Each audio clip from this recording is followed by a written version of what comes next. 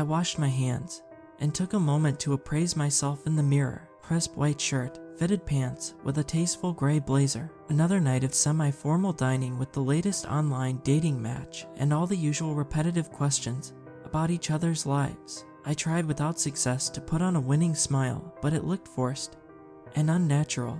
40 years old, and yet you still never get a second date. My wallowing was loudly interrupted by the restroom door bursting open and a young waiter frantically running to the closest stall. The sounds of dry heaving followed the second the stall door shut behind him.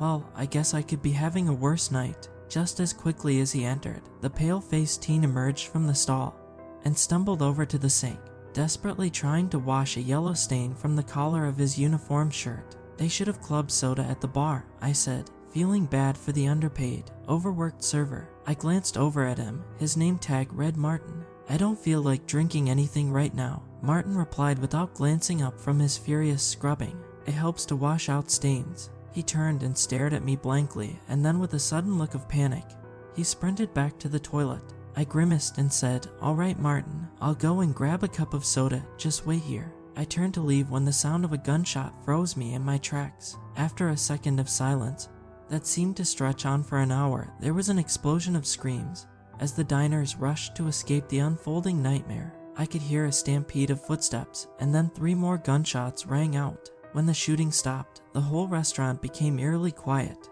I could feel my heart racing, and it took all my willpower to keep from panicking. The stall swung open, and Martin stared at me. The color had drained out of his face even further, leaving only an ashen gray. "What do we do?" he whispered breathlessly. For a moment, I just stared at him with a blank face. After a few seconds of shocked silence, the fight or flight response kicked in, and my conscious mind started to adapt to the situation. "All right, call 911, but stay as quiet as possible. Hopefully, they didn't see us come in here." I forced the whisper through my teeth, trying to believe it myself.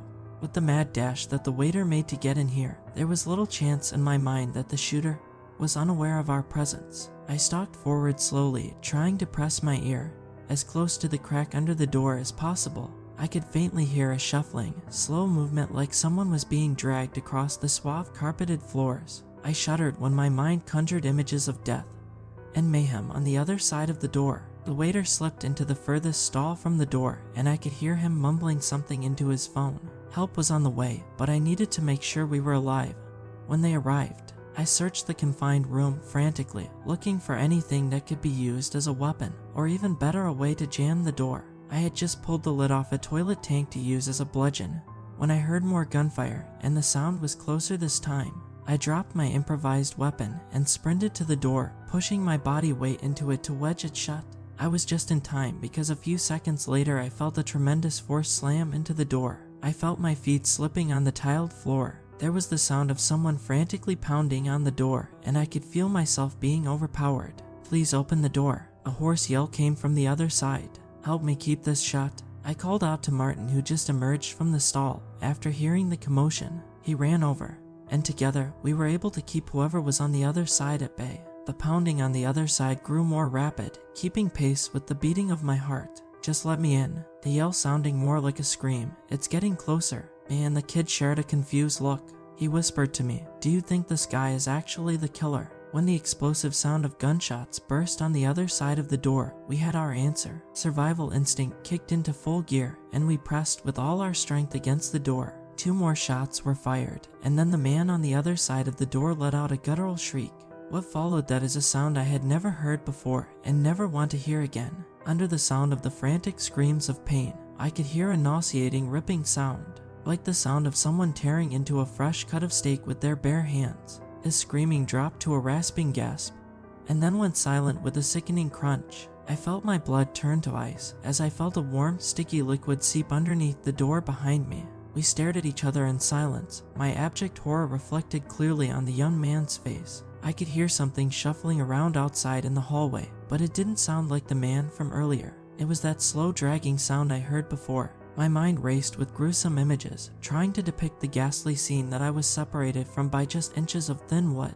After what felt like a lifetime, but was closer to 5 minutes, we heard the relieving sound of police sirens outside. What followed was a cacophony of explosions, no doubt fired from the rifles of the cops dispatching whatever that thing was. When the voice over the loudspeaker told us to exit, we did so with our hands held high over our heads, and were greeted by the once lively bar and grill, now reduced to a bloody battlefield. The body of the man who had tried to get into the bathroom was slumped against the wall a few feet away, a dark pool gathering underneath him. His neck was twisted to an unnatural angle, and he still clenched the gun in his right hand like a vice grip, despite the gaping wound in his chest. I could see the tacky wallpaper behind him through the spot where his heart should have been. I tried not to look at the other bodies as we walked out, but they looked to be in a similar state. When we got outside, I could see a group of men dressed in black tactical gear loading a body bag into an unmarked van and racing away into the night. They took me in for questioning, and the rest of the night was spent in a cramped interview room answering the same questions repeatedly. "Where were you when the shooting started?" the gray-haired detective would ask, and each time I would respond the same.